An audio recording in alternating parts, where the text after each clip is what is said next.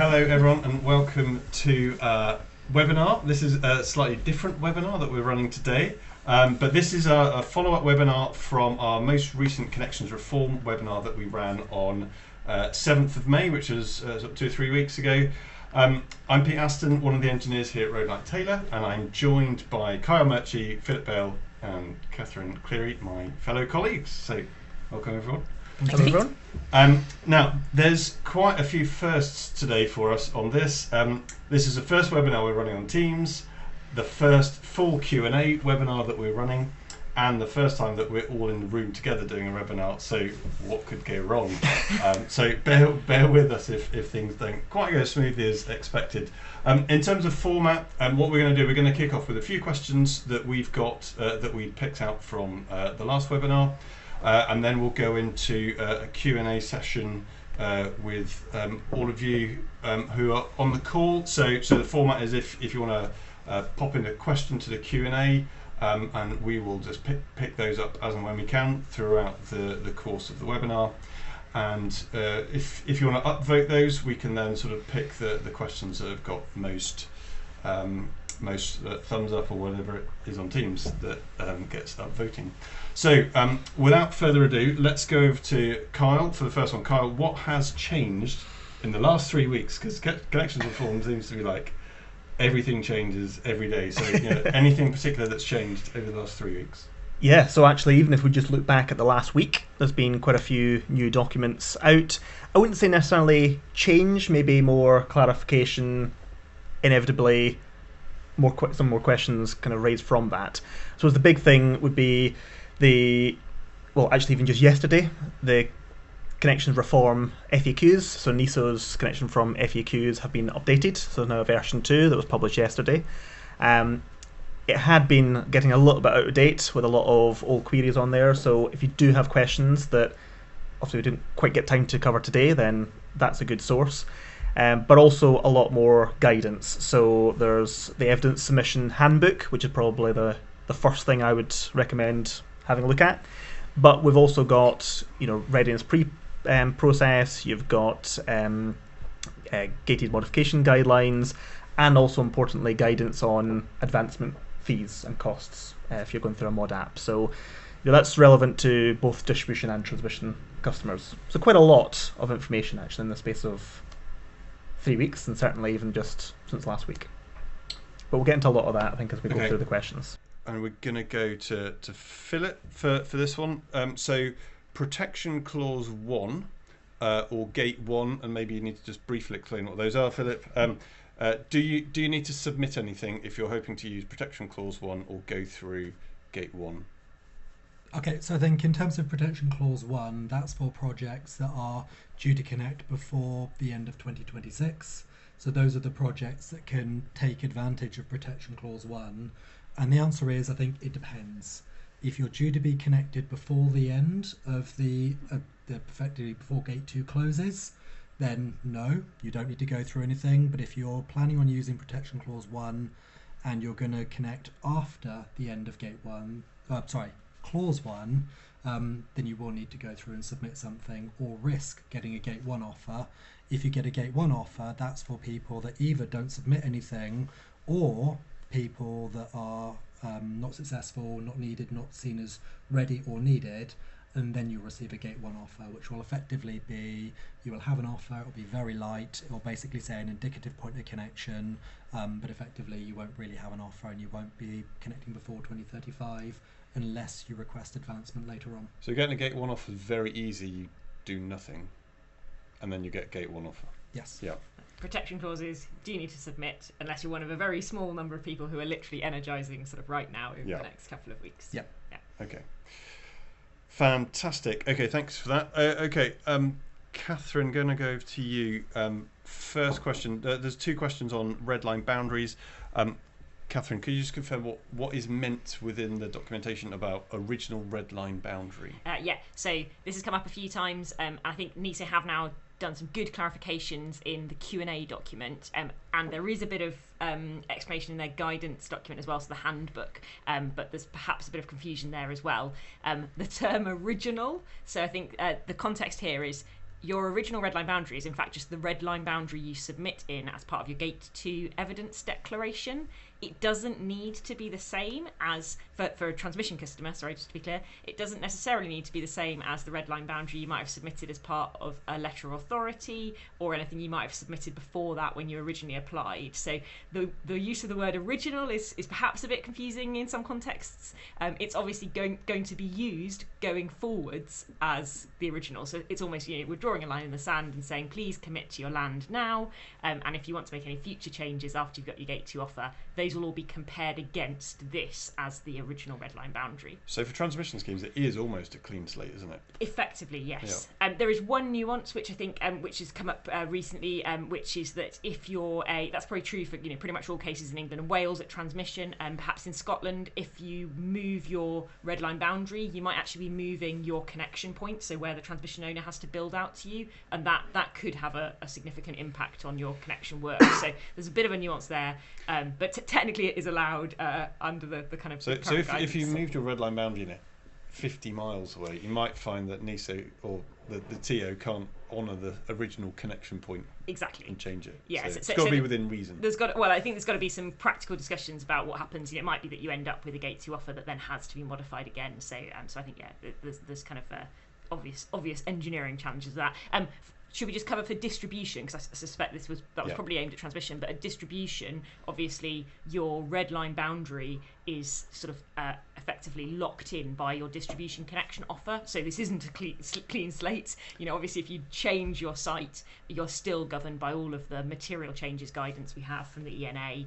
So effectively it's not a chance for DNO customers to suddenly move their projects. Yeah.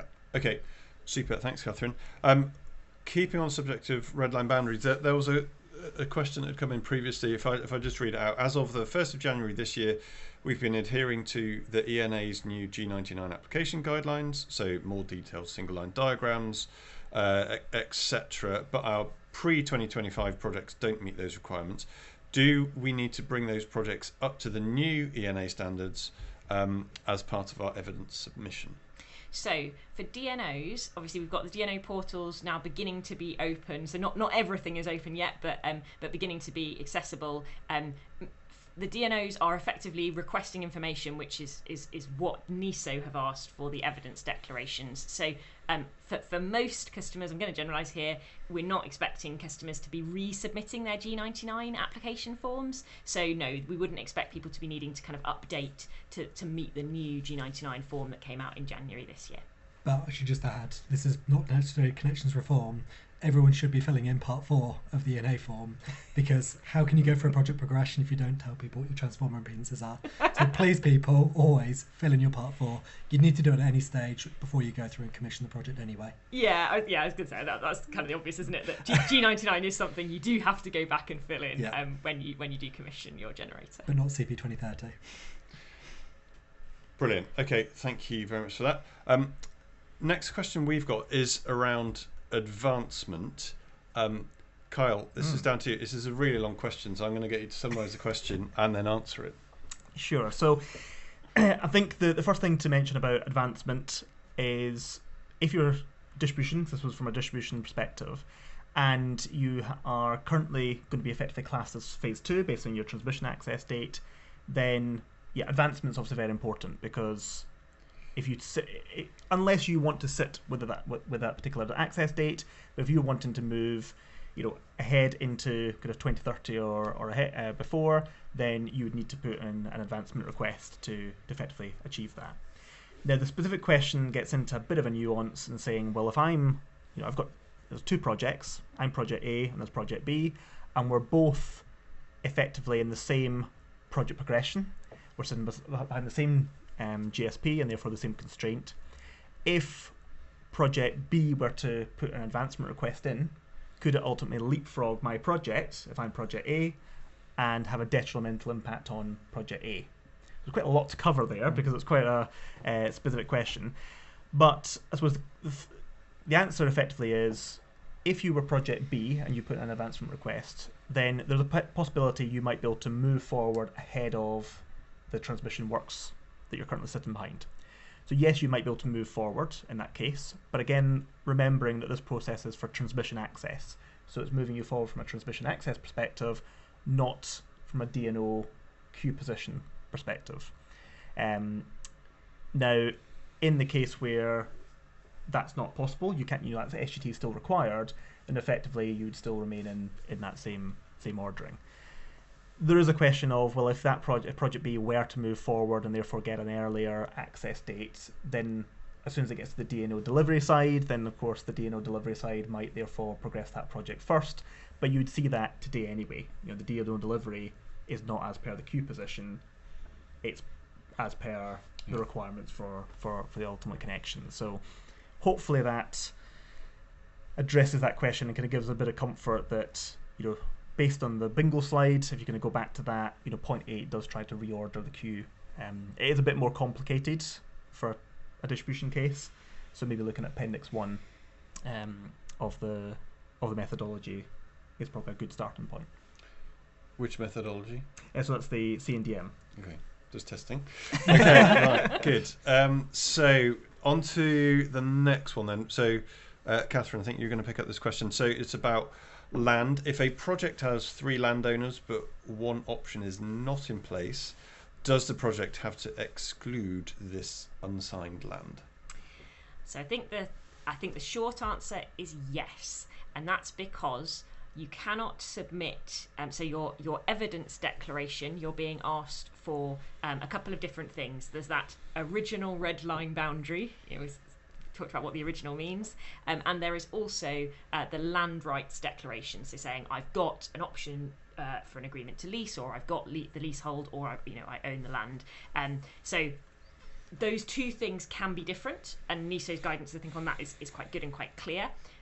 But I think the question here is if I'm missing a bit in terms of the land rights, so I don't have a signed lease agreement or a signed option in place for that land, and therefore the kind of parcels of land are smaller than I would like my original red line boundary, that's not okay. So they could be two different things, but the original red line boundary must fit within the secured land. So at the moment you'd have to be making your Gate 2 declaration with just the 2 land parcels that you had got your signed option for, and I think it's probably worth saying that there are circumstances where it's allowable to make a change to your red line boundary in future. So if you then in future sign that option, you might be able to go back and add some of that land in, as long as I think it's 50%. So as long as your original red line boundary doesn't change by and more than 50%.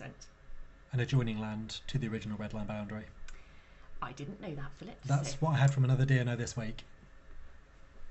That's an interesting question. I don't know whether that's in any of the NESO guidance, the requirement for it to be adjoining, but we could have a look. That was the distribution ENA guidelines, which was basically it had to be adjoining. We're only 15 minutes in and we've already found things we don't know the answers to. I'm quite impressed we lasted 15 minutes. And actually on that question, because we've got a couple of questions that have come in red line boundary.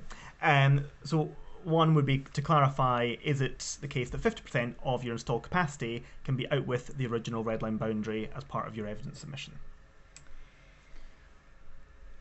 I think the answer to that is no. I think the 50% refers to changes after the Gate 2 application. But I don't know if you've got a different. That is also my. So assuming that you are able to declare readiness on your Gate 2.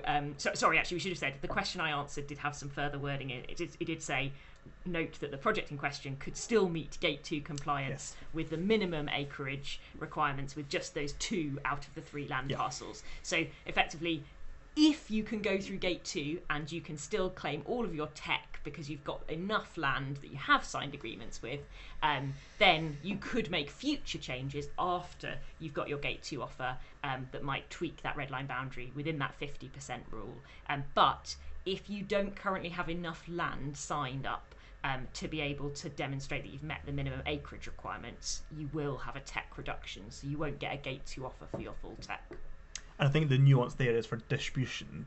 So for transmission, that's absolutely the case. If it was distribution, though, then yes, you already have a red line boundary and therefore land, and therefore if you're making a change to the installed capacity, then you'd have to adhere to whatever rules the DNO whatever has the on rules the red line DNO have, boundaries. which generally speaking, most DNOs, particularly those that like NGED, UKPN, etc., have adhered to around about that 50%, because that's what the NESO one is based on. It took it from the from NGED's kind of baseline.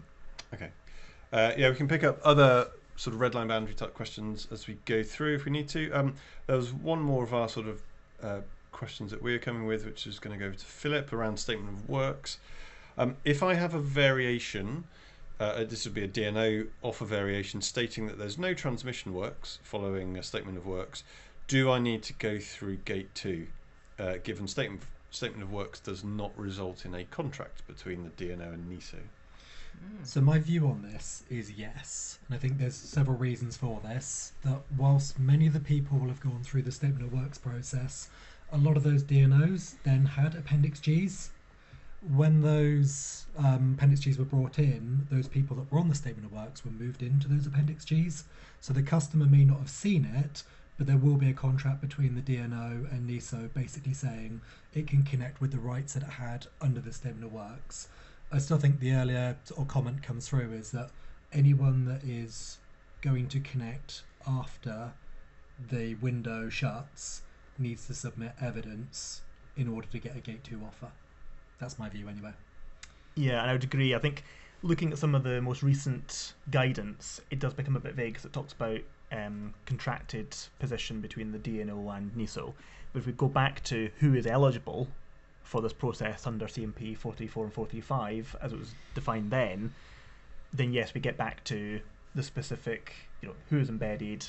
If you're embedded and you're small, medium, or large, and a generation or storage customer, then then effectively you are part of this process.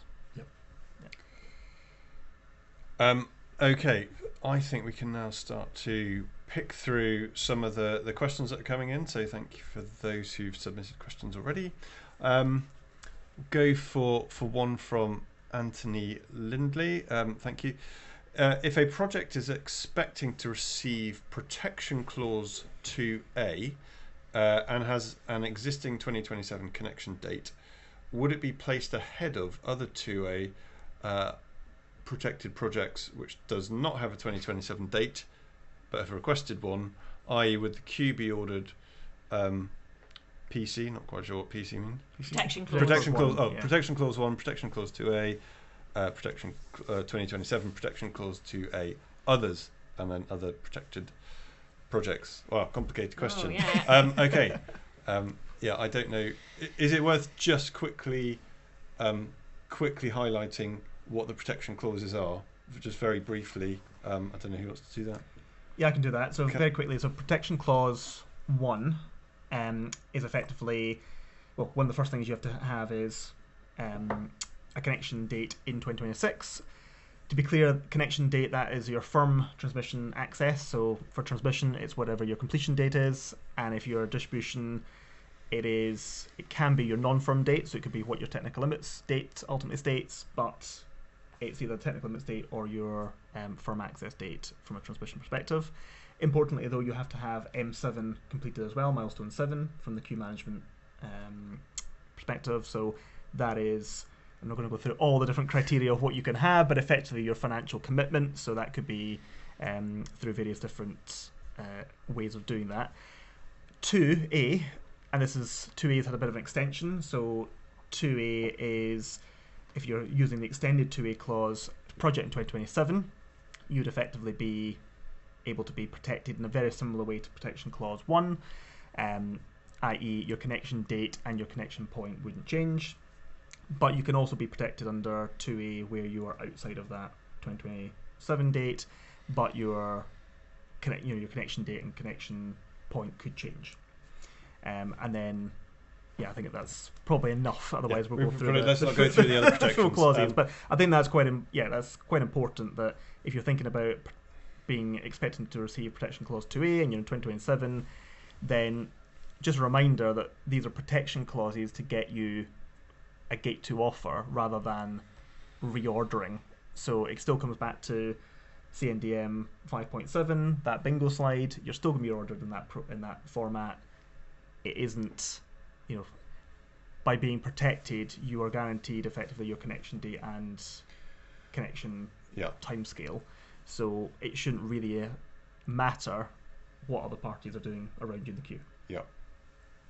You Yeah. disagree with that, Catherine? No, or agree no, with that? fully agree. I think sometimes we get a bit obsessed with kind of queue order, and it's maybe not always super helpful because, you know, I think this idea about if you are protected, you know what date you're going to get. You're going to get your 2027 date. Someone else has asked for a 2027 date. If they don't meet that existing 2027 sort of requirement for that clause 2A extended protection, then they might not get it. You know, actually, you know, the fact that they could have been above you in the queue is perhaps a slightly kind of moot point. Yeah, you could have a case where you're protected and you're right at the end of 2027, but that's what you want to do, and somebody else asks for an acceleration and manages to get an earlier 2027 date. I think very unlikely, to be honest, in reality, given where we are in 2025. But in theory, that could happen. But then it's not a detriment to your project. So they haven't queue jumped you. Not queue jumped. No, they've just managed to get an earlier date because they asked for one. Yes. And I think is it worth us also pointing out at this point around a few things. So if you are asking for an accelerated project, you will get different milestone dates. If you miss those milestone dates, your project could be at risk of termination. And on top of that, if you are asking for acceleration, then you will have to go through and pay a project progression fee. If you're the only one asking for an acceleration, it will be the full cost. If there's others, then it will be shared. So just to make that clear, if you're asking for acceleration, there is a financial aspect to it also. Great. Okay, let's go on to next one. And actually, on that, do we want to say it says £11,250 For distribution. For distribution for or everyone. transmission for anybody. But you're right. If For you're doing a mod distribution, for requesting advancement. So the mod app would still be the full mod app fee. But if you're requesting advancement, it's £11,250.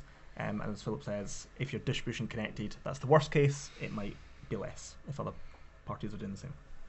Yeah. Okay, so next question from Bilal is around providing planning evidence. So the NGED customer guidance gate 2 evidence checks document states that to provide planning evidence for strategic alignment, the applicant should also input the planning reference number for their submitted application, name of the local authority, upload copies of consenting applications. Do they want us to provide the entire application as a zip file or just the application form? What do they mean by subsequent approvals? Is this an application validation?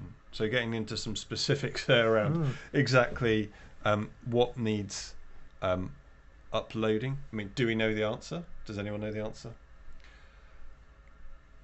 Stunned silence. I'm going to I go don't to know the the answer. FAQ quickly. I mean, in general, most of the questions relating to so this is saying, you know, I want to state that I have submitted planning because that might make a difference to where you end up in a kind of zonal allocation pot. So as opposed to using planning as your kind of evidence for readiness. So I think most of the time we just want justifiable evidence that can be cross-referenced. So most of the time that would be your like planning application reference number, and then a validation letter or a validation sort of statement from the planning authority. And then obviously those are things which are in the public domain. So most of the time I don't think people are going to be asking you to submit your full planning documents. They can go and find those if they wanted to investigate them. Yeah, absolutely, because you could be talking 20, 30 documents, and what they're not doing is trying to cross-check, you know, your site boundary or your site layout with what you've done in the red line boundary. Ultimately, if you put a red line boundary in that's different from your planning, that's your risk. Then that's your risk, and then because later on you're not going to be able to ultimately change that.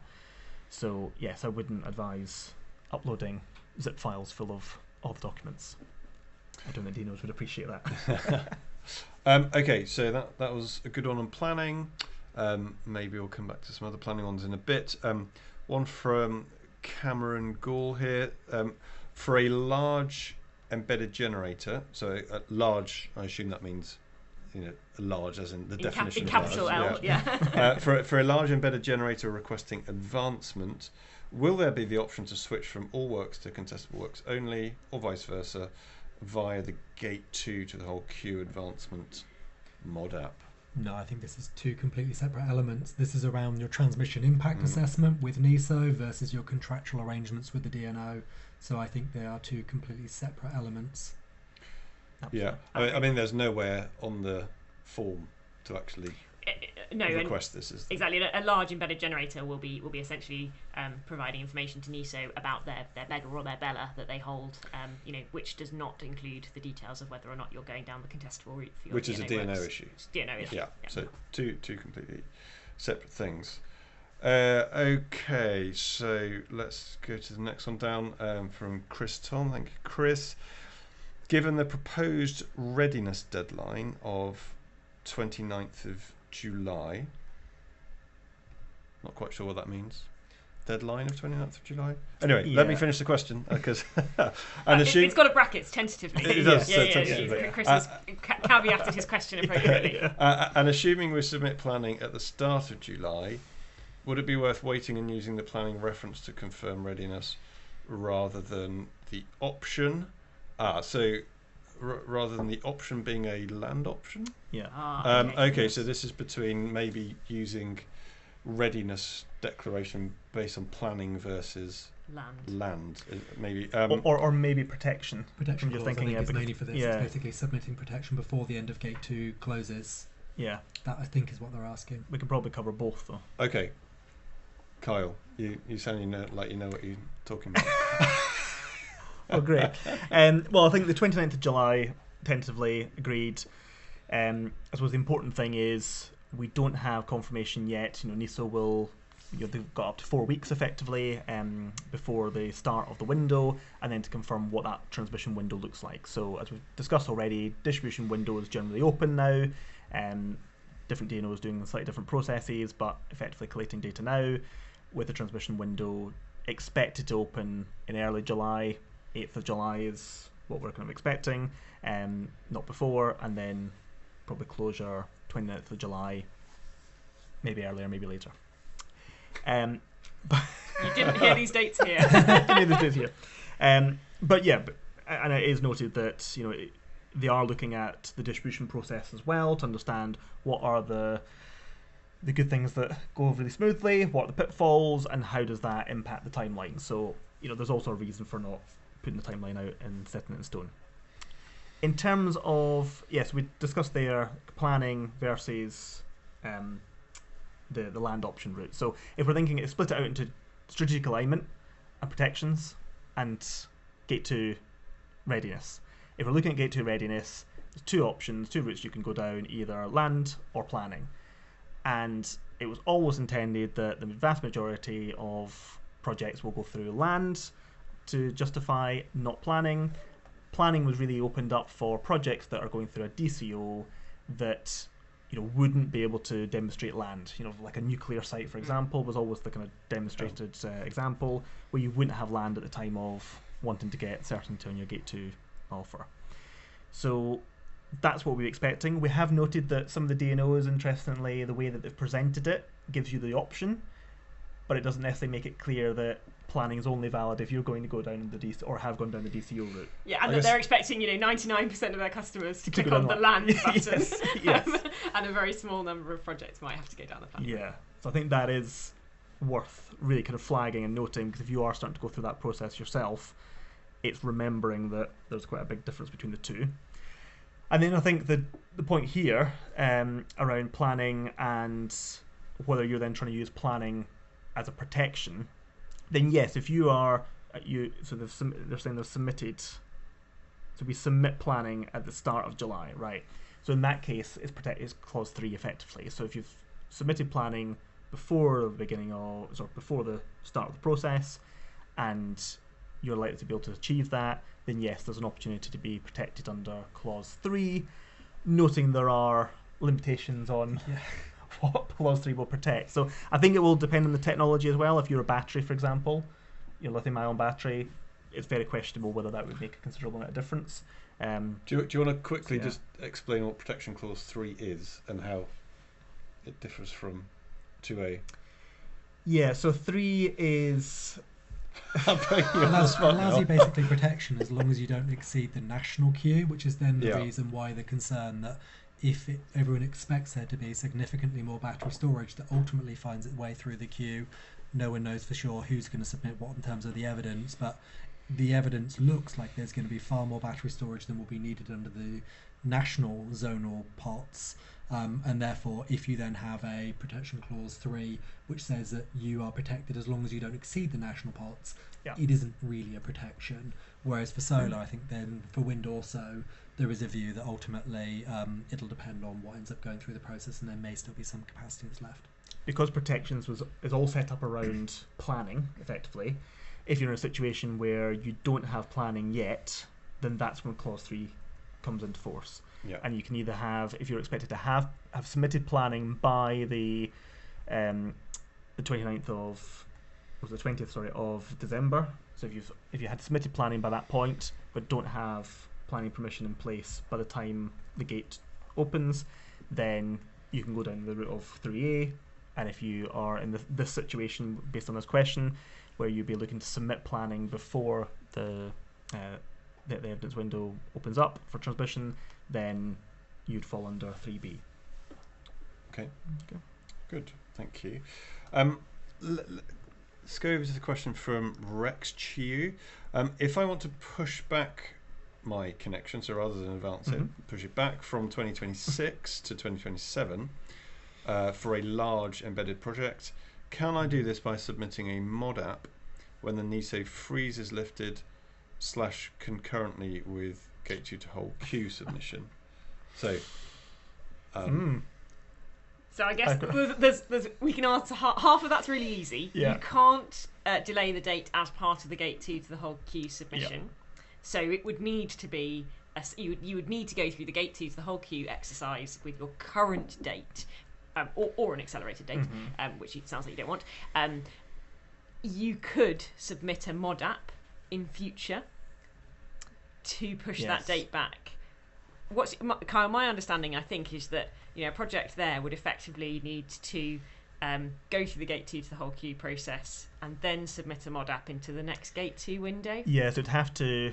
I think the risk is if the gate 2, if the next window opens, CMP 434 opens at the end of this year, which is stated it could do, and you don't have your offer yet. Now, in theory, if you're a 2026 date, you should be probably getting it early. So in the best case, you get it relatively early, you accept it, you then, as you say, have to go down the mod app route.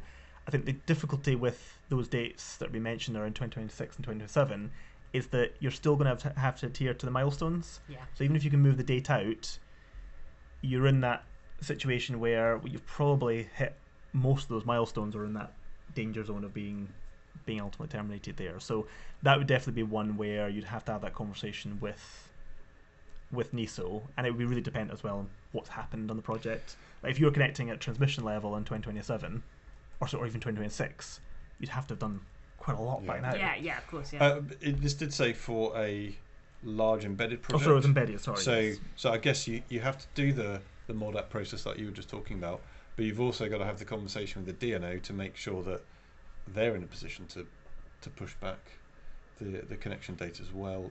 Can you actually get the outage or whatever you need in 2027 if one's already booked for 2027? Yes. I mean, we are getting into the zone where, projects have always had to change dates relatively close to energisation.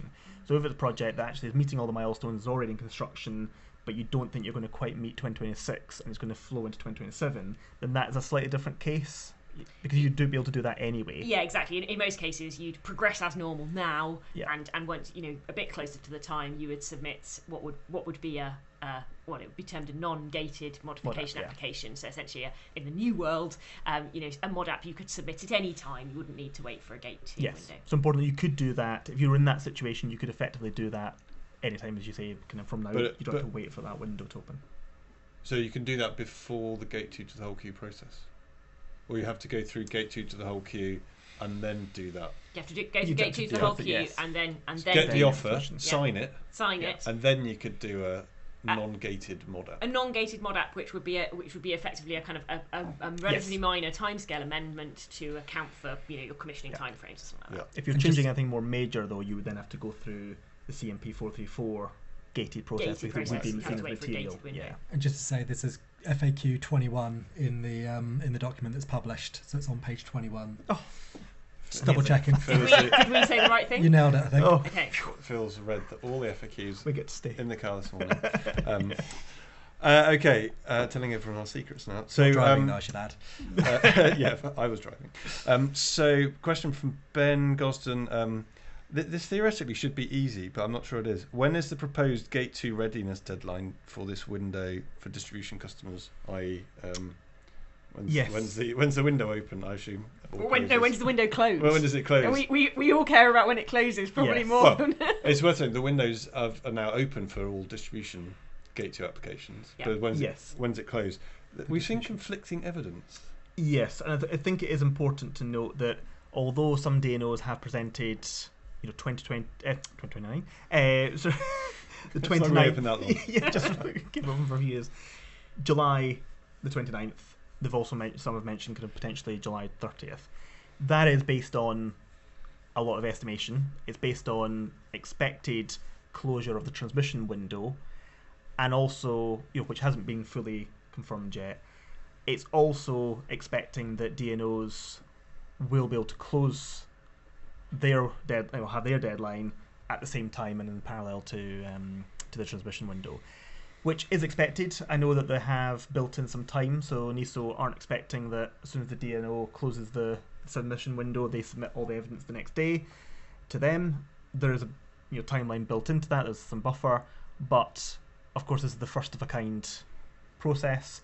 If it transpires that actually a lot of offers or a lot of submissions are coming in relatively late on in June or early July, then that might obviously change the date slightly. So I think my view is if you're in a position where you're starting to prepare this now, you're on this webinar, you know what's coming, then try and get it done in the next month. Get it done in June. If you're distribution connected, you're in quite a good position because you're a lot longer than transmission applicants will have in reality, from a window opening perspective. And any time in July is ultimately a bonus. But I don't know what. One of the DNOs at least is also committed that they will give everyone a 2-week warning of when it's going to close. So whilst we're not 100% sure when it's going to be, they did say that they would give everyone a 2-week warning before it closes. Well, that I guess NESO have said they're going to give everyone a 4-week warning. Yes. But, yeah. I guess the advice is do it as soon as you possibly can to avoid missing the window closing. Yeah. Okay. Right. Agreed. Question here from Talia. Sorry if I've pronounced that incorrectly. Is advancement mandatory for protection of the technical limits firm connection date, or will DNO be more reasonable in their assessment? So, technical limits offers have a non-firm date and then a firm date when the transmission works are all completed. So is advancement mandatory? Maybe what about if your firm connection date is after 2035? Do you think you would have to put in an advancement request at that point? So if you're because if you normally have a connection date beyond 2035, you do need to request advancement to get a Gate 2 offer, or to stand a chance of getting a Gate 2 offer. So I suppose I don't know if there's any kind of exception to that if you've got a tech limit solution, where you've got a non-firm date beforehand. I would sort of expect DNOs to be submitting advancement requests, I think, in the majority of cases where just thinking in practical terms, most customers under tech limits are going to ask for advancement because they're going to have connected their project and it'll be sitting there being constrained, and they obviously want to bring that unconstrained date forward as much as possible. So I suppose in pragmatic terms, people probably, but I'm not sure about the letter of the kind of whether it rules. has to be or not. Yeah. I suppose it's an interesting one because with technical limits are only there for 2026 and 2027 projects, i.e. those that are protected. If you have a technical limits offer in 2028, well, that's not guaranteed anyway, and that technical limits could be ripped up and or it could be started pushed again. back. Or could be pushed back, or potentially not required at all. I suppose that's the justification is, well, we might not need technical limits in that particular case if we can move the firm date forward by 6 months or a year, or whatever the time frame is. So it would seem likely that most schemes where they've got technical limits will want to ask for advancement of the firm date, but whether it's an absolute mandatory requirement. If nobody asked for it under that GSP or under that GSP and that particular project progression, then I mean, ultimately, no one's paying for that request because ultimately the DNO is the one that's making that payment to make that advancement request to NESO. So if no customer asks for it, then ultimately it wouldn't be. Yeah. It would be asked. Okay. Maybe we can do some digging while we're on the call. I'm just doing some digging Philip's at the doing moment. some digging. I'm struggling to find anything in the FAQs at the moment. What we'll do then, we'll circle back round to that. Yeah, come on, Don. I have noticed actually there's a few questions going to the chat function. If you could put those questions in the Q&A, that would be really helpful, just because it helps us manage those, but maybe we'll try and pick up some of the ones that have gone in the chat as well. Okay, so question from George Dunlop. Should your NESO Connections Contact Manager help us through this process? I guess, could you pick up the phone and call someone to go, can you help me get through gate 2, please? I think there's lots of I mean, NESO have obviously published huge amounts of material and so on, and all of NESO's webinars are recorded, which I always think is quite helpful. So if you can't join them at the time, you can go and find them on the website. So I suppose often it's not that your CCM won't pick up the phone, it's just that sometimes it might be worth making you can get the specific answer to your specific question maybe kind of already recorded in black and white. So I guess it's probably worth, for the benefit of some CCM sanities, sort of checking that question isn't answered elsewhere first, maybe. But otherwise, it's nice to see kind of how proactive people have been at kind of reaching out and trying to be helpful. Yeah. Okay. So a question from Amir Fazeli. If a project hasn't received stage 2 offer back, would the project be assessed in CMP 435 for gate 2 compliance? Okay, so I guess that's at what point can an offer still be accepted and make it into the 435 gate 2 to the whole queue process? Yes, so we're talking there about stage 2 from a DNO. So I suspect DNO, yes. Yeah, the project is DNO connected, and the DNO hasn't received their kind of stage 2 or second step offer back from their project progression. Or they just haven't communicated it to the customer. Yeah, because there has been a lot of work on that to try to ensure that all of those projects are effectively in a contracted position from a transmission point of view by the deadline of the 13th of June. So what's been going on in the background, there's a few different approaches, but one of the approaches is to put in basically a transitional offer between the DNO and the NESO for that particular case. So the reason normally they're not back yet is because the DNO and NESO haven't agreed the full terms.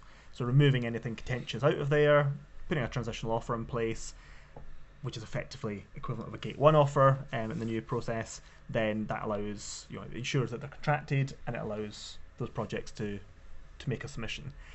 I think the issue might be for the DNOs are only finding that out now. They're not going to have enough time to ultimately issue a variation in all cases on that basis. But my understanding is they're going to be trying to get in contact with all those customers to at least confirm via email. So yeah, that was definitely one that you should reach out and just confirm with your DNO. But the intention is that any project that's waiting for a stage 2 offer back should be in the position to submit through 435. Okay, this picking up a question from the chat. Well, one of them we've answered already about DNO windows closing. From Thomas Burnett, could you please clarify something quite fundamental? The gate 2 process is all about managing the grid queue at transmission level, and the queue at the DNO level isn't impacted, just remains the same as previously advised by the DNO ? So does this process of gate 2 to the whole queue only change the transmission queue, or is it going to change the distribution queue as well?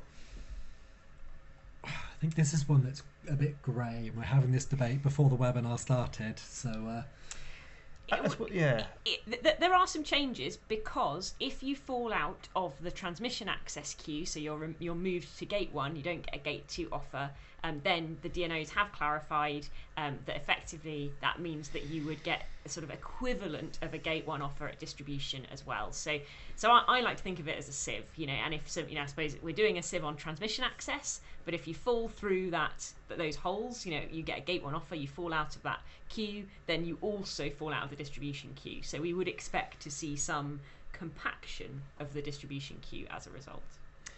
Yes, and certainly looking at 435 and 434, what that set out would do exactly that. I think there's maybe an argument that with the layering on of protections, has potentially meant that the number of projects that will flow through that sieve is going to be less, but that's ultimately to be seen and is a factor of the protections rather than the actual process itself. But that could be the same at transmission level, not just distribution level. I mean, I think the concern then comes around the fact that there's talk of reordering of the distribution queue based on the transmission queue, and I think the conversation we were having earlier depends on where you sit in that before 2030 or between 2030 and 2035. Yeah, so certainly some DNOs have presented their intention, and I suppose it's just a concept at the moment, but an intended concept that if you were in phase 2 and you're still remaining in phase 2 and others have advanced to phase 1, then there would be a change in the LIFO stack, because it's not fair that projects sitting in phase 2 effectively are going to then benefit. They're going to move further up the LIFO stack when they connect 5 years later.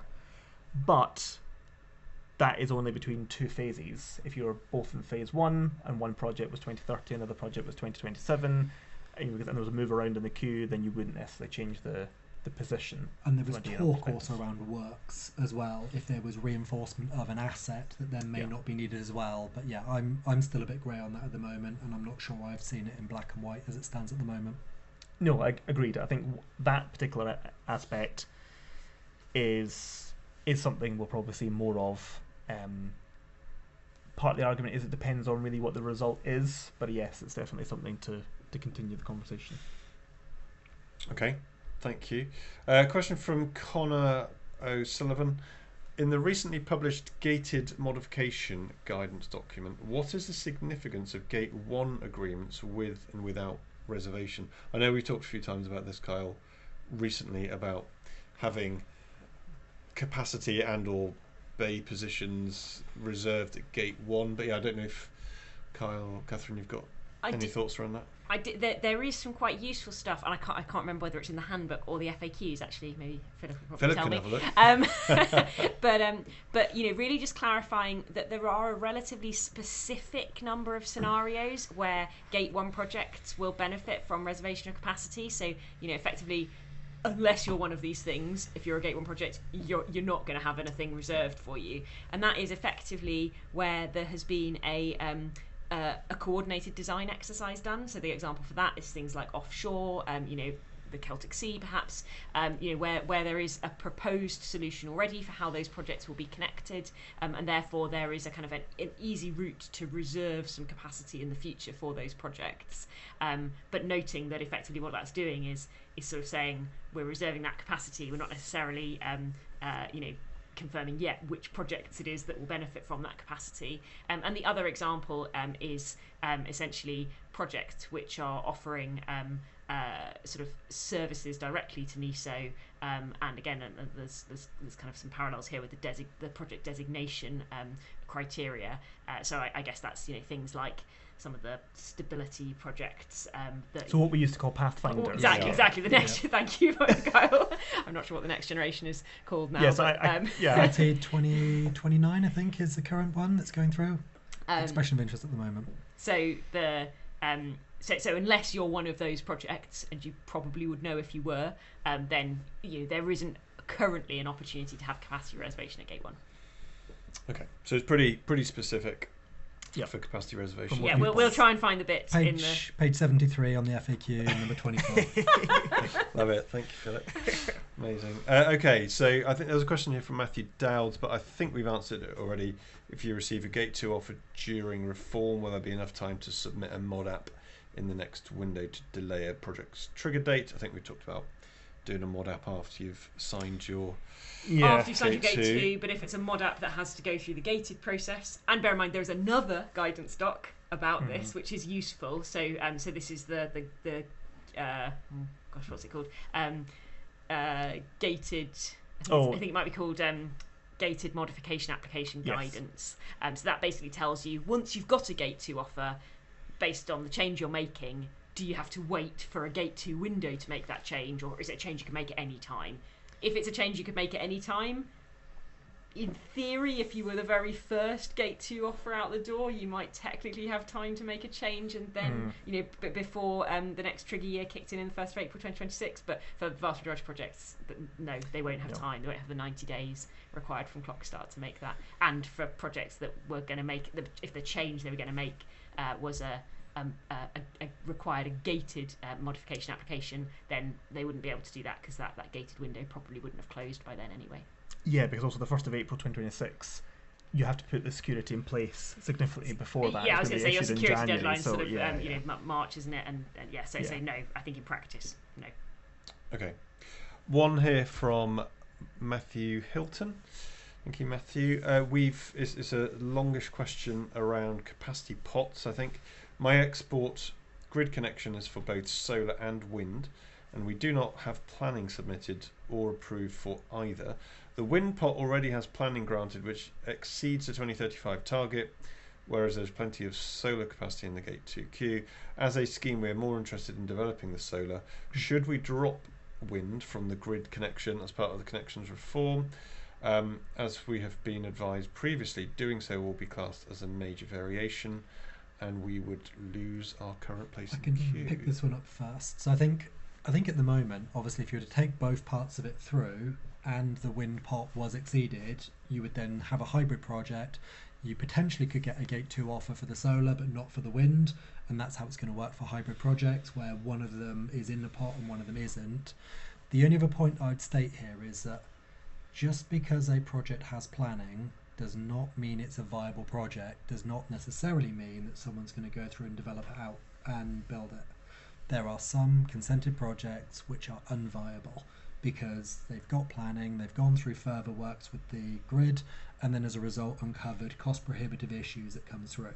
So I think in this instance you would potentially put both of the projects through, ascertain where it comes through, and then they would be split out under the hybrid elements. That's my view anyway. I think it's interesting, the sort of second bit of Matthew's question. It suggests he'd been advised that dropping the wind, so removing a technology, was going to be classed as a major variation, and they'd lose their place in the queue.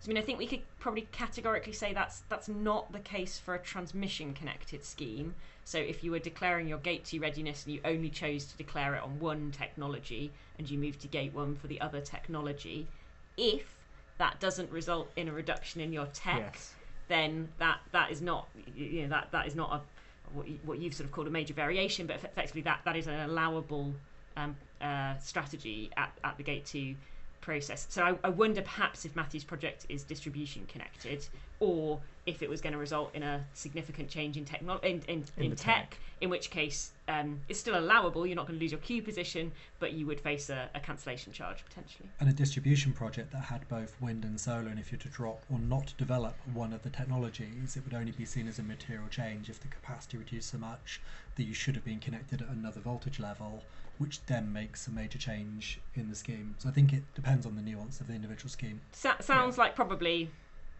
that major variation might be a bit of a red herring now, but it is obviously project specific. Yeah, agreed. And I think the point that we just raised there as well, that you could go through and get a Gate 1 offer for that particular part of the technology and then deal with it at that point where the securities and liabilities have fallen away. So yeah, a few options. Okay, take a question from Keith Houston, previous colleague, unless there's someone else out there called Keith Houston who wasn't my previous colleague, in which case I apologise. Large embedded with Bella/Beggar asking for advancement.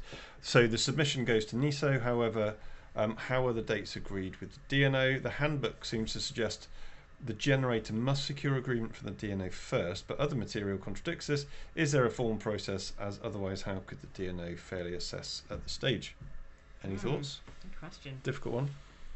So basically, if you request advance, I suppose the context for this, for those less in the know than Keith probably, if you request advancement, there is a really important stage whereby either the DNO, if you're an embedded project, or the TO, if you're a transmission connected project, can say, on your Nelly. You know, there's no without doing any studies whatsoever. I know for a fact we can't advance this project, and in which case your advancement request just gets rejected. You know, so you don't even get assessed in that phase that you've been asked for. You know, I don't think you pay the fee. I'm not sure about that. But essentially, so I guess that's the reason that there needs to be a discussion with the DNO to say, I'm going to request advancement. You know, you gave me a 2035 date, and I'm going to ask for 2026. And you know, and there needs to be a conversation for them to say, yeah, by the way, if you do that, we're just going to reject that. We're going to say that advancement is not possible. So I suppose there's motivation for there being a conversation on both sides, but I don't know whether there's a formal process. I suppose it's covered probably under part 5 of the CNDM, under that kind of multicolored bingo slide, because it does specifically say, obviously as you said, kind of network limitations, and it does imply that there would have to be conversation and kind of engagement between the two. But exactly what that formal process is, agreed, that's not what we've seen publicly. Without a formal process, there is a bit of a risk that there might be a benefit to asking early. You know, who gets in there first. You know, so I suppose that's also worth bearing in mind. DNOs might need to be thinking, or might already be thinking about, you know, actually how we're going to kind of assess all of those requests and then decide which ones are reasonable. I mean, I think it also depends as well, which is probably why it's grey. So if you take as an example a project that has a 2037 date and it's to a new connection node, and someone's requesting advancement because they think there's a lot of other projects ahead of them that are going to drop out, potentially they're going to connect to an existing GSP, which then actually might mean that they've got a completely different view, and it depends on the outcome of the CP 2030 work as to whether the DNO could facilitate that advancement or not. Yes, and to be clear, the idea of vetoing advancement requests, I think that, you know, the NESO wording is quite good and quite clear that it is where it is, you know, effectively obvious without doing studies. And so the examples I would give would be where, you know, it's going to be relevant for things like some island connections, you know, where there is not going to be an HVDC link into your island until a certain point, you know, in time, and it doesn't matter what changes in the connections queue, you're never going to connect to a different body of land, you know. So I think things like that would be examples where we'd expect network operators to veto advancement requests. Not where it's grayer. I suppose the expectation would be they wouldn't veto it, they'd wait and study it and see. Yep. Okay, we're going to take the next question, which has got the first heart associated with it, which is very nice. From Rosie Lord, do you know how queue progression milestones that have already been fulfilled will be treated in a Gate 2 mod offer? Will they simply be marked in the revised offer as fulfilled, or will new deadlines apply? I appreciate that new dates will be calculated for milestones that are not fulfilled at the date of issue of a Gate 2 offer, and assuming a new connection date has been allocated. Do we know? Good question. It is a good question. I didn't heart it, but but I might have done. I would well, my view is I would suspect that yes, anything that has been met already would be marked as fulfilled. I have seen transmission offers before where in that appendix then it does highlight where they have already been fulfilled and the evidence has already been submitted in that area. Does it matter if it's not been marked as fulfilled? Because it has been fulfilled. I was going to say marked as fulfilled. I think this is probably one of these things where we're going to need to, bearing in mind however many re-offers NESO are going to have to. These are probably things which aren't actually contractually vital to customers. You know, so yes, you might get recalculated new dates, which will be in the future, to be clear. Yes. You know, they're not going to be in the past, or they might do the individual homework to say actually this particular project already fulfilled it. Yeah. You can probably live with either, hopefully. Agreed. Yeah, because I think as you say, if they're just taking the dates and putting it into their calculator, then it's much easier just to pop those dates straight into the table, than rather than going and specifically marking off, oh yes, you've already submitted it as part of your evidence. But yeah, I mean either option. It's worth saying that I suppose if someone was doing like due diligence or sort of reviewing someone else's connection agreement, just because a date isn't marked as fulfilled wouldn't normally be a red flag. We don't we don't see connection agreements updated every time a milestone is reached. So by definition, at some point in a project, the project will have passed those key management milestones and there'll still be historic dates for them in the offer. Yep. Okay. Question from Lamin. Not quite sure I understand it, so hopefully you do. Is installed capacity has to be megawatt P or megawatts as elaborated in the handbook? I can do this one. I think it's pretty clear. It's just megawatts. So it's megawatts for inverters. This is around a solar question, which is basically, are you doing the AC or the DC? And I think all the evidence consistently says it's the AC capacity. It's based on the inverters that's going through. It doesn't relate to the DC. So megawatt peaks is DC rating DC panels. rated, yep. The solar panels, yeah. Okay, that's what I didn't understand. Perfect. Okay, perfect, great. We learned something. Now I new do. I video do. as well. Okay, so question from George Dunlop. Guidance, letter of authority for onshore transmission connection applications, page 5, which I'm sure you've all read and remembered. The factor for demand, so this is the energy density factor, includes data centers and traction, is 0.087. This is an incorrect factor that we have agreed with SPT, but do we need to meet this requirement? So I think this goes back to the fact that if you don't meet the requirement, you can still write a letter to explain why you don't meet the requirement and why that's not an issue. And I think we did some calculations on some data center sites that we're developing and realised that had they had to go through them, they wouldn't meet that requirement. So I think where you have a project which won't meet that requirement, you just have to justify and explain the reasons why. That's my understanding. Yeah, because if you took, I think our example internally was if you took the Shard in London, then it wouldn't meet that requirement based on its energy density. If it was transmission connected. If it was transmission connected, yes. So. Yeah, and I'm pretty sure the reference to an incorrect figure is for demand. It's actually 0.084 because I was looking at it the other day, rather than 0.087. I'm not sure that makes an awful lot of difference, but. It's probably a good point actually that there are quite a few errors that have been identified in the guidance, the evidence guidance from NESO. So we are expecting an updated version of that soon, or kind of imminently. So therefore, if there are factors that are flagged, then obviously, or you notice other potential errors, then it is worth flagging that. I think this one wasn't really an error, I suppose, was it? You know, this was an estimate by NESO of a demand density, wasn't it? I think it's just that there have been some challenges on whether it's going to apply in all projects. So, unless anyone, I don't think it was a typo. Basically. Well, I think the 0.08. I have seen that some people in some places is 0.087 rather than 0.084, which is in other places. Right. Although that's a fairly minor difference, but I think the point is that. Like you were saying, Philip, certain demand types could have a much higher energy density than others. And I think also in their defence at this point, I think that's a Herculean change in terms of going through, and there's been a lot of FAQs and documents that comes out, and there will be some mistakes, and possibly we'll say some things here that's a mistake, but hopefully if it's the four of us that also don't understand it, then there's enough sort of uncertainty everywhere else. But I think ultimately we'll hopefully work out most of them before the end. It is probably worth noting actually on density that the transmission figure and the distribution figure for the same technologies are different. Does differ, yes. So if you've looked at a particular figure before but haven't gone back to the guidance and the handbook, then definitely do that. I think, as we've said, as long as you can justify it, then there shouldn't be any major issue. In most projects, if you're looking at solar, for example, normally the minimum acreage is, relatively small compared to actually what you would generally expect. But there is a methodology that's gotten behind getting to those two sets of figures. Yeah. Well, the figures there. You've got the figures there. You can read them out. Also, this only applies for demand. It only applies to transmission directly connected schemes. There isn't a requirement for distribution embedded schemes to go through this process anyway. For demand. For demand. For demand, yeah. It doesn't apply. Distribution demand is out of scope. Yes. Yeah. Question from Thomas Burnett on the chat. Will the Gate 2 offer be a firm offer? I assume that means... Favourite definition of firm. Yes. I assume that means not a transitional offer. Yes. I think that Gate 2 offers will need to not be transitional offers. I think that there isn't a kind of mechanism to have a transitional Gate 2 offer. No. Sort of transitional, sort of perhaps part of the old world.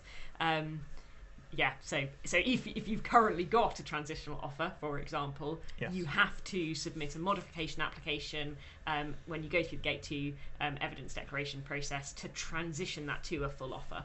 So that's my thinking. Yeah, and I think it's, again, as we say, it's that definition of firm. Are we saying that prices firm? Are we saying the date is, Is a system access firm? Yeah, exactly. So there's yeah, we should perhaps. yeah, there's quite a few different aspects of the kind of definition there. But yeah, as you said, Catherine, in terms of Gate 2, you're expecting that it's going to be a full offer, yes. And actually, we're speaking to Ofgem earlier this morning, and we know that the end-to-end review will be coming out with some recommendations, and the intention is that those recommendations will be taken into account within the Gate 2 offer as well. So, that hasn't been forgotten about, but we don't have sight of that right now as we're speaking. Okay.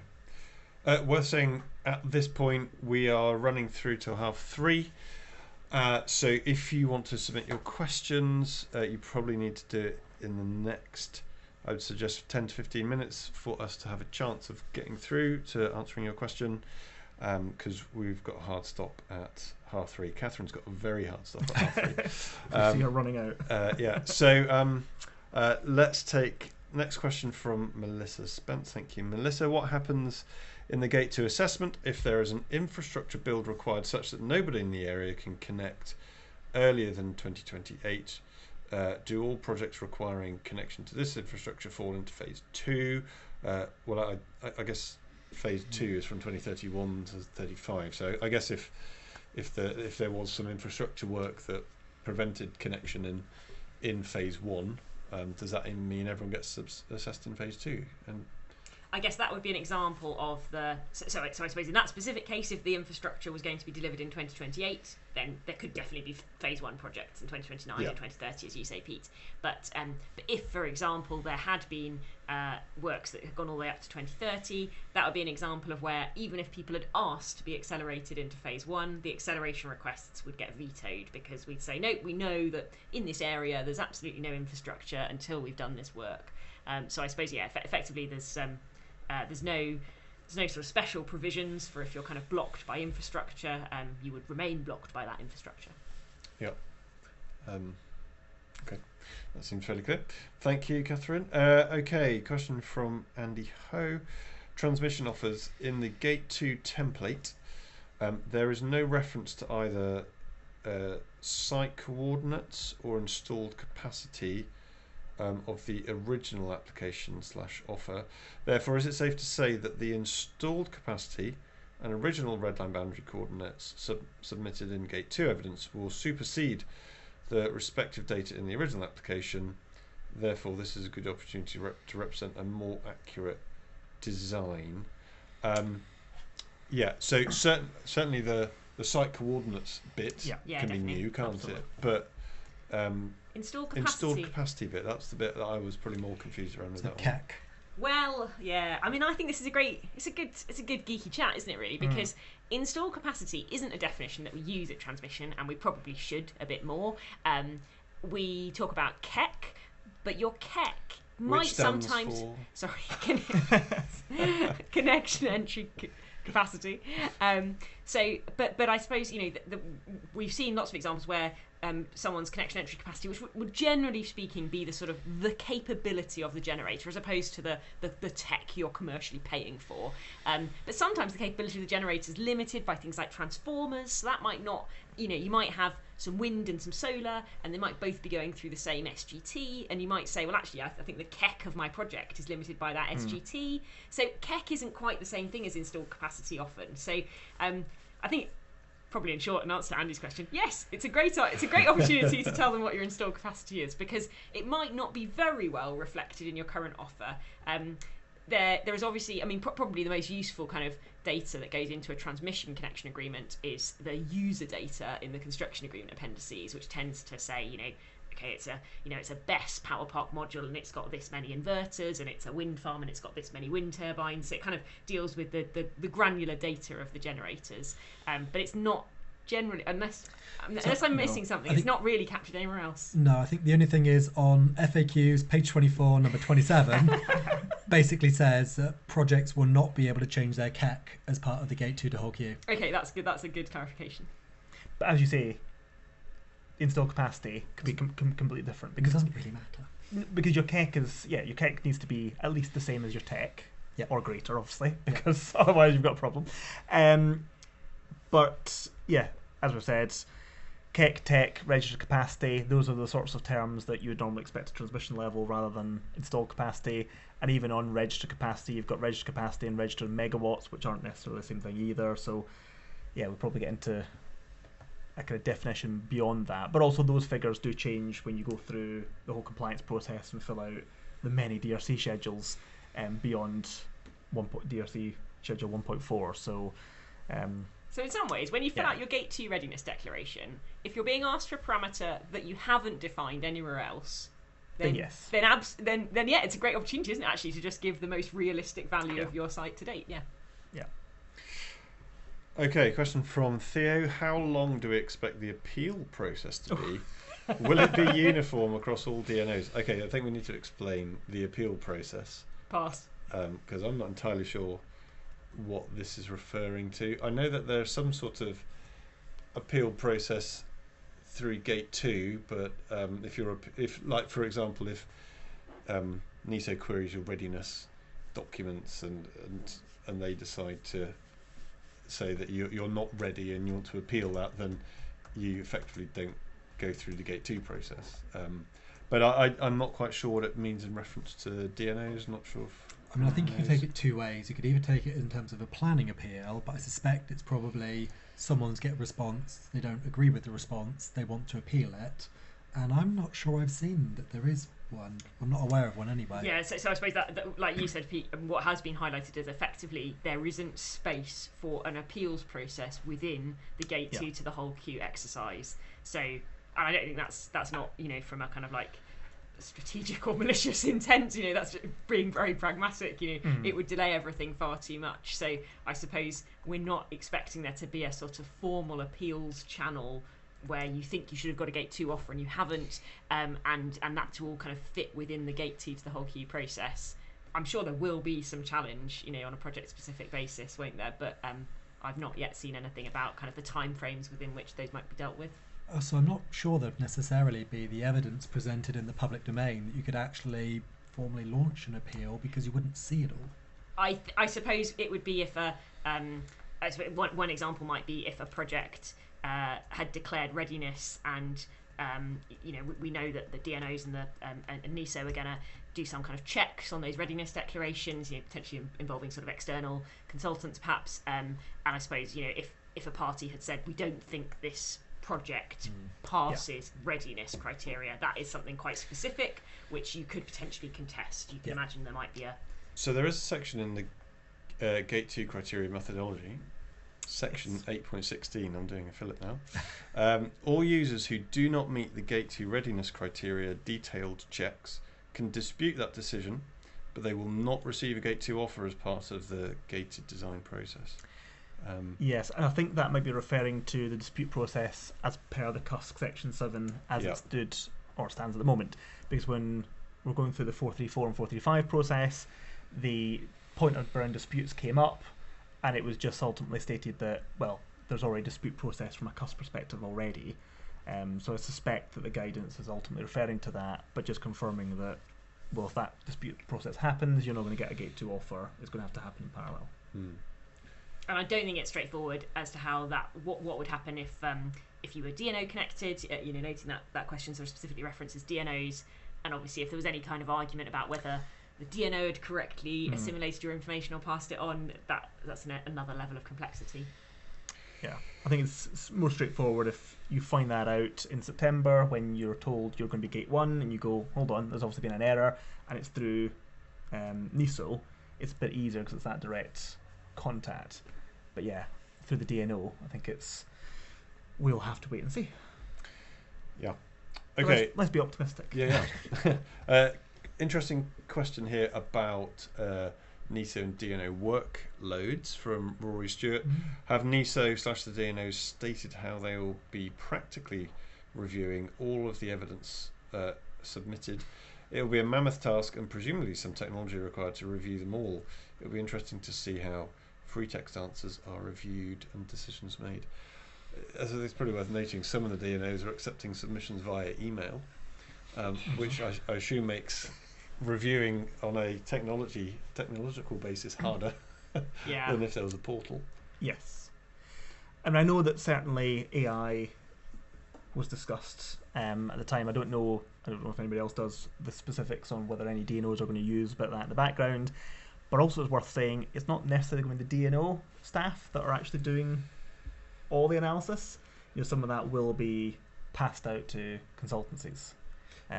Certainly from a NESO perspective. Not Road Night Taylor, just to be... No. We're not doing that. And on top of that, we are aware that there has been people being recruited, because obviously if you take NESO as an example, checking, planning versus red line boundaries and all those sorts of things, that's something that historically they won't have done, and I know for a fact that they've recruited some people into those roles to support those functions.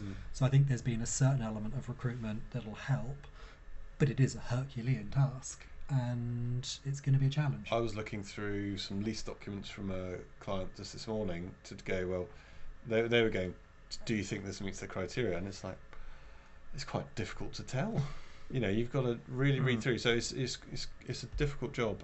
So I don't know that we know the answer particularly to this, Rory, but it's definitely a very I suppose question. it is good to see. I think especially specifically the NESO declaration spreadsheet, which I suppose we yet to see how that kind of translates into a portal. But they've been quite explicit about where there are free text opportunities, and in the majority of cases, it's a yes/no question with a free text opportunity if you can't say yes. So I suppose, Pete, in your example of a lease option, it would essentially be saying, does your lease option have a minimum term of 3 years? And and if you thought actually this is really quite grey, you might have to say no, but then have an explanation according. And I suppose what they're hoping is that it's the minority of respondents in each case. They've made it so that the majority should be ticking the binary box which requires no free type, and it's the minority which should be having to provide kind of supplementary free typed evidence.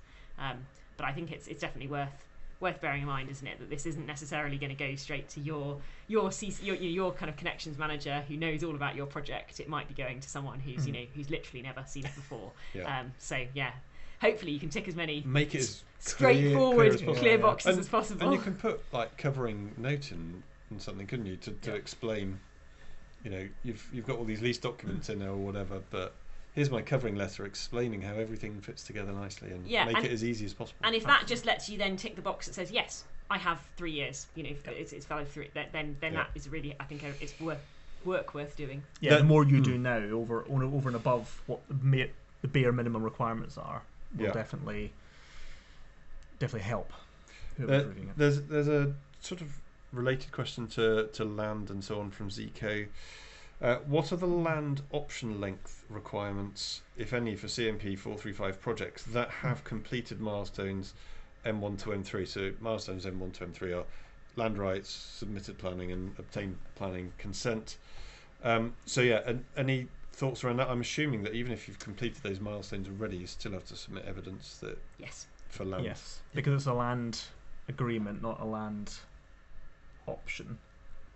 Sorry, land rights rather than a land option. There's a difference between what M1 and M3. Sorry, M3 isn't it? It's M3 is the land rights milestone, and effectively, so there would have been some weaker options that would have let you, with sort of exclusivity agreements, for example, which would have let you meet M3 in the old world, but which aren't enough to guarantee you Gate 2 readiness. So this is an option with an agreement effectively sitting behind it. So it's significantly more advanced. Then you may have already had that and submitted that as part of your M3 because you did that at the same time. But as we said, you'd still need to provide that evidence.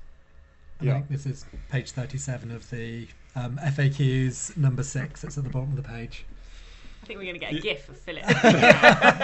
We are Mr. FAQ now. Yeah. Okay, great.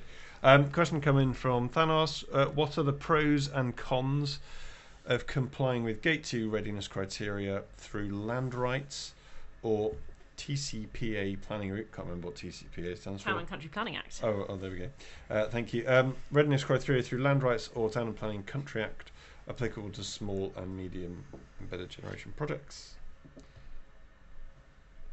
Can you do readiness criteria through the Town and Planning Country? No, I think your readiness criteria options are land or planning if you are a DCO project who is seeking compulsory purchase powers.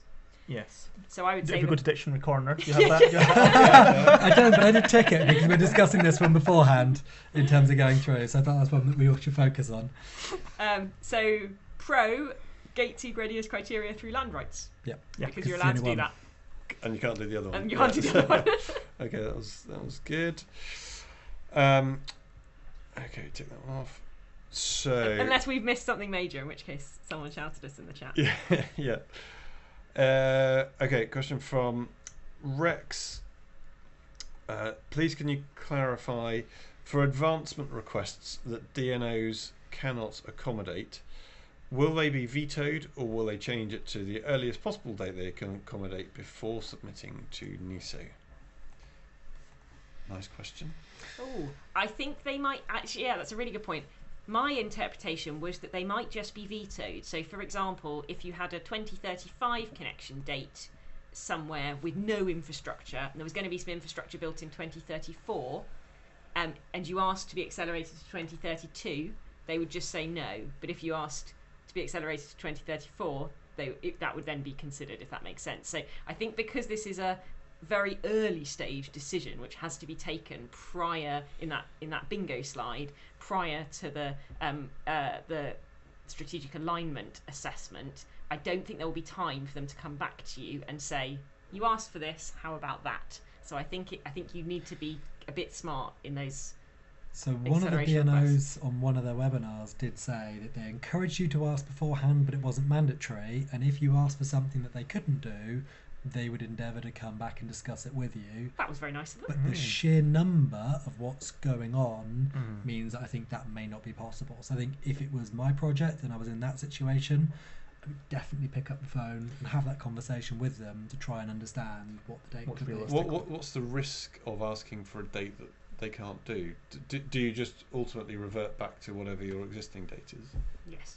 So is there a risk of being kicked out the queue if you ask for something advancement that they can't? Does anyone know what if you were beyond 2035, so if you're a 2036, 2037, 38 project, obviously you have to ask for advancement if you want to gate 2 offer. If you ask for advancement, but that advancement is deemed not possible by the DNO, I think there might be an asterisk somewhere. I think, do you still sit in phase 2, but at the back? Because you can't be brought forward. Because you can't be brought forward. If you're sitting behind a new GSP that's not going to be built until 2037. But you did ask to be brought forward, so I think, can you still get a gate 2 offer in that case? But you've got a kind of... Not sure. Maybe. We have 6 minutes left. Can I suggest we go to a question that's come in the chat from Chris Dahl, which I'll let you read if you want, Pete. No, you want so to do it. Isn't it absolute nonsense that someone with full planning permission can only go through via the land route and they'll be judged along someone who might only have just submitted planning application? Is there no certainty that full planning will be granted to them as they can no longer see how they can confirm readiness? I think there's a slight misinterpretation of what we just said there, which is you go down the land option in terms of because that's how you submit it, but then you go back to the colour bingo, which then says someone that has full planning is a green project, and therefore you then get your green, your ambers and your reds compared to other people in the protections. So this is a split between Gate 2 readiness and strategic alignment and effectively how protections are applied. So if we're focusing specifically on Gate 2 readiness, then absolutely there's 2 routes. Land, which I'm just looking actually at page 18 of the evidence guidance, which is the Connection Reform Evidence Submission Handbook, So page 18 very clearly states, we expect most projects to seek Gate 2 readiness via the land route. And as we've just said, it's Gate 2 readiness only. The planning route there is for DCO projects, and it clearly states that that's the case. So it sort of does make sense to me, I think, and just in terms of kind of it not being nonsense. That effectively you are essentially, you're being given 2 options. Have you either got those land option agreements in place, or are you undertaking really quite an arduous planning route to go down the compulsory purchase order route in order to get land agreements in place? So I don't think we should sort of be kind of weighing them up and saying, oh, well, that's sort of giving DCO projects an easy ride. I think there's quite a high bar to do a DCO and get those compulsory purchase powers. But I think basically the sort of the element of it is that if you have full planning, you will be advanced ahead of people who've only just submitted planning and the protections that come with that as well. So I think there's just a sort of a nuance in this. We've had, which is the final thing we've got in at present, so there's probably space for one or two more questions if anyone wants to put one in, but Matthew Dowds has come back with maybe more of a clarification and question. My understanding of advancement requests is that you can request advancement from 2034 to 2029, which puts you in the 2030 capacity pot, even if the TO cannot build out in 2029. So the date would remain 2034, but would be assigned to the 2030 capacity pot allowance. Do you agree with this? It doesn't seem to be the case for DNOs, just for TOs. I don't think that's quite what it says in the CNDM methodology. I think it says in that scenario, if you were to request your advancement from 2034 to 2029 and the network operator identifies at the very first chance that that's not going to be remotely technically feasible, then effectively your advancement request is rejected and you are not assessed in phase 1. Instead, you're assessed in phase 2. It is something, I don't know if anyone's got the CNDM slides. Yeah, so so it's point there. 4, isn't it? Determine the planning status. Identify, point 5 actually. Relevant to TOD&O, identify any network limitations preventing advancement prior to the detailed network study, and then after point 5 you then go into point 6, which is then based on where you are in the queue, then doing the ultimate reordering and then adding those additional projects in. So I think based on that, I would agree, Catherine, that if you were, that decision's been made before you get to that particular point in the process. Yeah, there'll be lots of, I think, I guess we're kind of making assumptions about a process that hasn't happened yet, but there will probably be lots of cases where it's not obvious, so lots of grey areas where you request advancement and maybe they can accommodate it, maybe they can't, but they're going to need to do some studies. So in that case, you do go into the phase you've asked for advancement into for study purposes. It's no guarantee you'll get a pre-2030 connection date, but you will be studied in phase 1. It's only if there is an obvious limitation. Yeah. So we have 2 minutes left. No more questions outstanding. Somehow or other we got through them all, which is brilliant. I guess there's just a minute and a half left to sort of go around the table. Is anything else that you think is really important that we sort of haven't covered that would be worth just highlighting before we end the webinar?